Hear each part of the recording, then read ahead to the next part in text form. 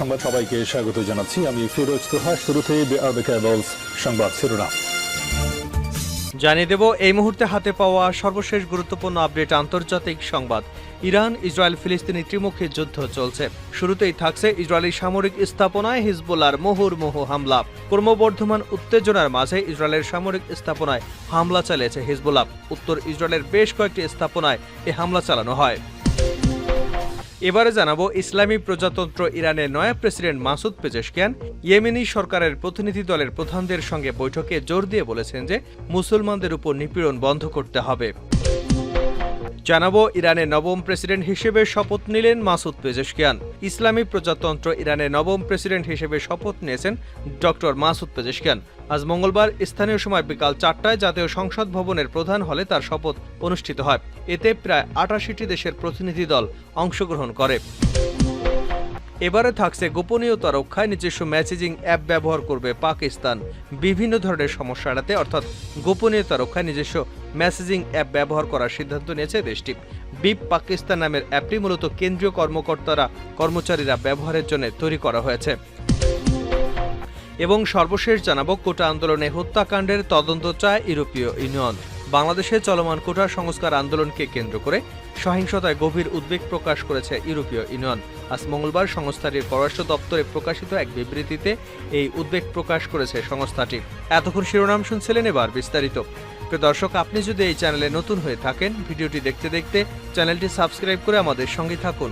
আর এই ভিডিও সম্পর্কে আপনি আপনার মূল্যবান মতামতটি কমেন্ট বক্সে জানিয়ে দিন। আর হ্যাঁ প্রিয় দর্শক, জানিয়ে দিন ভিডিওটি কোথা থেকে দেখছেন। ইসরায়েলের সামরিক স্থাপনায় হিজবুল্লাহর হামলা। ক্রমবর্ধমান উত্তেজনার মাঝে ইসরায়েলের সামরিক স্থাপনায় হামলা চালিয়েছে হিজবুল্লাহ। উত্তর ইসরায়েলের বেশ কয়েকটি স্থাপনায় এই হামলা চালানো হয়। বার্তা সংস্থা আনাদুলু জানিয়েছে, সম্প্রতি গোলান মালভূমিতে রকেট হামলাকে কেন্দ্র করে হিজবুল্লাহ তেল আবিবের মাঝে উত্তেজনা ছড়িয়ে পড়েছে। এর মধ্যে সোমবার উত্তর ইসরায়েলের বেশ কয়েকটি সামরিক স্থাপনায় হামলা করেছে হিজবুল্লাহ। এতে উভয় পক্ষের মাঝে একটি পূর্ণাঙ্গ যুদ্ধ বাধার আশঙ্কা তৈরি হয়েছে। হিজবুল্লাহ জানিয়েছে, তাদের যোদ্ধারা ইসরায়েলের আল মালিকিয়া পোস্টে অত্যাধুনিক অস্ত্র দিয়ে হামলা করেছে। একই সাথে তারা আল রাহেব পোস্ট এবং আল বাগদাদি পোস্টেও কয়েক ডজন কাতিউষা রকেট নিক্ষেপ করেছে। তবে হামলায় হতাহত বা ক্ষয়ক্ষতির বিষয়ে এখনও কোনো তথ্য পাওয়া যায়নি। এদিকে লেবাননের রাষ্ট্রীয় সংবাদ সংস্থা জানিয়েছে, ইসরায়েলের যুদ্ধবিমান দক্ষিণ লেবাননের হাওলা, মার্কাবা এবং মেস আল জাবাল সহ বেশ কয়েকটি শহরে বিমান হামলা চালিয়েছে। ইসলামী দেশগুলোর সহযোগিতার মাধ্যমে মুসলমানদের উপর নিপীড়ন বন্ধ করতে হবে। হুতি নেতাদের সঙ্গে বৈঠকে পেজেশকিয়ান। ইসলামী প্রজাতন্ত্র ইরানের নয়া প্রেসিডেন্ট মাসুদ পেজেশকিয়ান ইয়েমেনের সরকারি প্রতিনিধি দলের প্রধানদের সঙ্গে বৈঠকে জোর দিয়ে বলেছেন, মুসলমানদের উপর চলমান নিপীড়ন বন্ধ করতে হবে। সোমবার রাতে ইসলামী প্রজাতন্ত্র ইরানের নয়া প্রেসিডেন্ট মাসুদ পেজেশকিয়ানের সঙ্গে ইয়েমেনের জাতীয় স্যালভেশন সরকারের মুখপাত্র এবং প্রতিনিধি দলের প্রধান মোহাম্মদ আব্দুস সালাম দেখা করেন। প্রেসিডেন্ট মাসুদ পেজেশকিয়ানের শপথ অনুষ্ঠানে অংশ নিতে তিনি ইরান ভ্রমণে এসেছেন। প্রেসিডেন্টের 14তম মেয়াদে তিনি আশাবাদ ব্যক্ত করে বলেন, সব ইসলামী দেশের সমন্বয় এবং সহযোগিতার মাধ্যমে মুসলমানদের উপর অত্যাচার অবসান ঘটবে। পার্সটুডের মতে, এই বৈঠকে পেজেশকিয়ান স্পষ্টভাবে বলেন যে ইরান এবং ইয়েমেনের মধ্যে সম্পর্ক সাধারণ এবং অলঙ্ঘনীয় বিশ্বাস ও সংস্কৃতির উপর ভিত্তি করে গড়ে উঠেছে। তিনি আরও বলেন, ফিলিস্তিনি জাতিকে সমর্থন করার ক্ষেত্রে ইয়েমেনের পদক্ষেপগুলো অত্যন্ত গুরুত্বপূর্ণ এবং কার্যকর। এতে ইহুদিবাদী শাসক গোষ্ঠী এবং তার সমর্থকরা চাপের মুখে পড়বে। ইসলামী প্রজাতন্ত্র ইরানের নয়া প্রেসিডেন্ট আরও উল্লেখ করেন যে দাম্ভিক শক্তিগুলোর ধারাবাহিক চাপ এবং তাদের শত্রুতার বিরুদ্ধে ইয়েমেনের জনগণের প্রতিরোধও অত্যন্ত মূল্যবান এবং প্রশংসনীয়। পরিশেষে পেজেশকিয়ান জোর দিয়ে বলেন যে ইরান ও ইয়েমেনের মধ্যে সম্পর্ক ও সহযোগিতা আগের চেয়ে আরও শক্তিশালী হবে।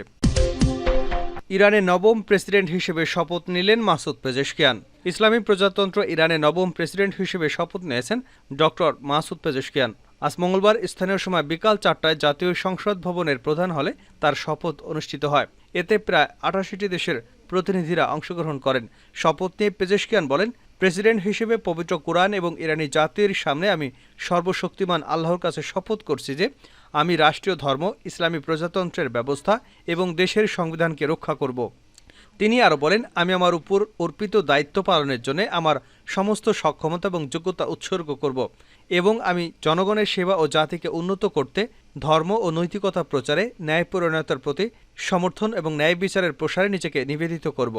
শপথ গ্রহণ অনুষ্ঠানটি পরিচালনা করেন বিচার বিভাগীয় প্রধান গোলাম হোসেন মোহসেনি এজেই। শপথ অনুষ্ঠানে যোগ দেওয়া বিদেশি প্রতিনিধি দলগুলোতে ছিলেন বিভিন্ন দেশের প্রেসিডেন্ট, ভাইস প্রেসিডেন্ট, মন্ত্রী, উপমন্ত্রী, জাতীয় সংসদের সদস্য, রাষ্ট্রদূত এবং ৬০০ দেশি বিদেশি সাংবাদিক।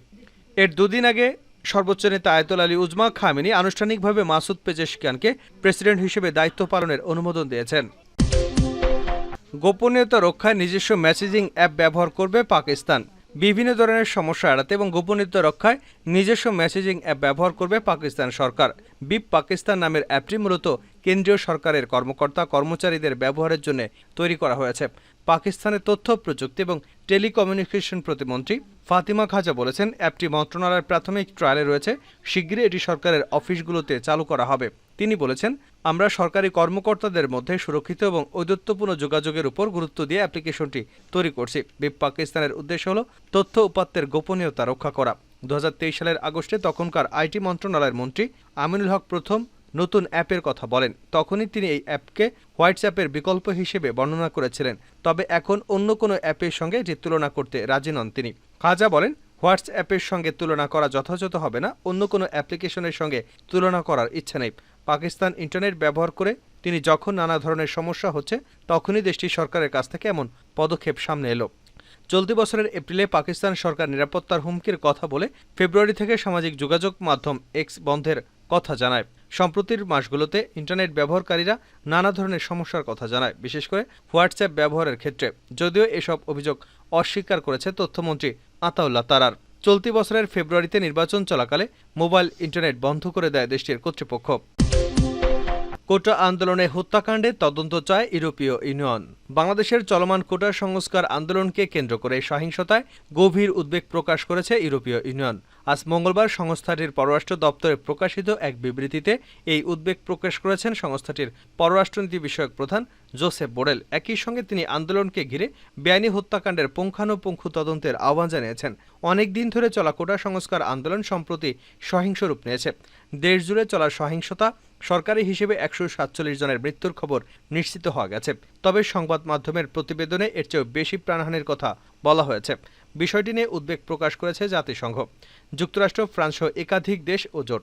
জোসেফ বোরেল বলেন, তিনি বাংলাদেশের সাবেক পররাষ্ট্রমন্ত্রী ডক্টর একে আব্দুল মোমেনের কাছে দেখামাত্র গুলি নির্দেশের ঘোষণার ব্যাপারে গভীর উদ্বেগ প্রকাশ করেছেন। এছাড়া সাম্প্রতিক সময় কর্তৃপক্ষের হাতে অবৈধ হত্যাকাণ্ডের ব্যাপারে উদ্বেগ প্রকাশ করেন তিনি। এছাড়া আইনশৃঙ্খলা রক্ষাকারী বাহিনীর সদস্যদের যে হত্যা এবং সহিংসতার শিকার হয়েছেন, দেশ জুড়ে চালানো গণগ্রেপ্তার এবং সম্পদ ধ্বংসের ব্যাপারেও উদ্বিগ্ন জোসেফ বোরেল। তিনি বলেন, এই ঘটনাগুলোর পুঙ্খানুপুঙ্খ তদন্ত করে দায়ীদের বিচারের আওতায় আনতে হবে।